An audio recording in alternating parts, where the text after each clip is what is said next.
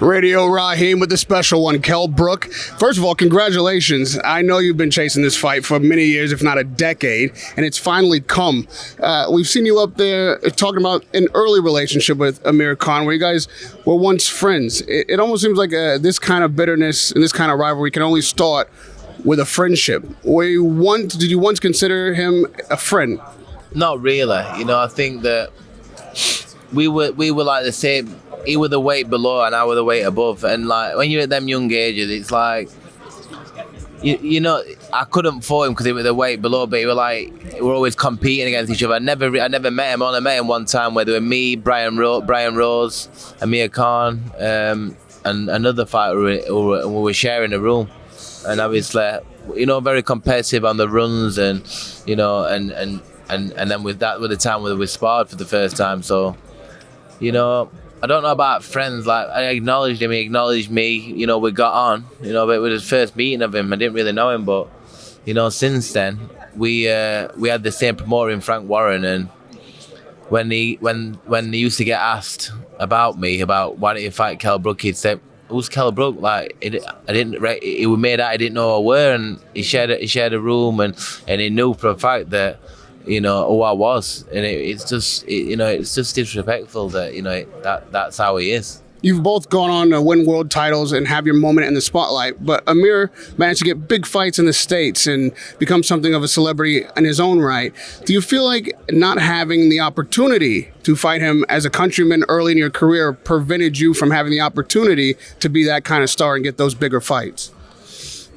Yeah, a little bit, maybe. I would have liked to have fight a long time ago, maybe like a DeGale the Groves, for a British title, maybe when we were 23-year-old would have been, because he didn't even box me for a British title. I'll become British champion, and it should have happened back then, so.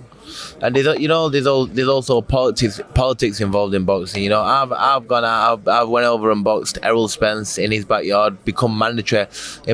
With me, I've always been. I didn't have the backing like Amir Khan did. He got silver in the Olympics and done what he did, and he got a big backing. I was the first floater, you call them, the floaters on big cards, and I had to get myself. I did it the hard way. I had to become mandatory, and fight my position and become mandatory and fight Sean Porter, and become world champion in that way. So I've had to come through the hard way. The bottom line is, when it's all said and done, listen, we're fighting Saturday.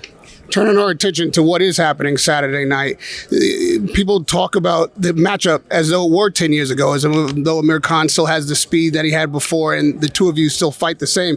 Are we making a mistake there? Will we be seeing something Saturday night that maybe no one has seen from either of you before? Listen, I'm just going to be me 100%. He's going to carry that speed with him. How long can he carry that speed for? That's going to be the thing.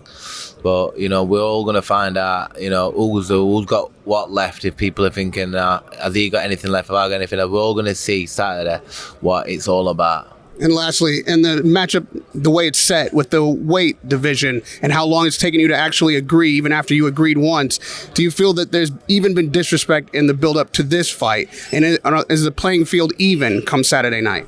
Listen, I've done the demands. What is one of the contract? I'll follow the contract and done it. I'm gonna do everything. I'm gonna do everything I'm obliged to do, and still get in and knock him out, and then he's finished. Radio Rahim with the special one, Kell Brook. Good luck this Saturday night at Manchester Arena, facing Amir Khan. Radio Rahim and Kell Brook.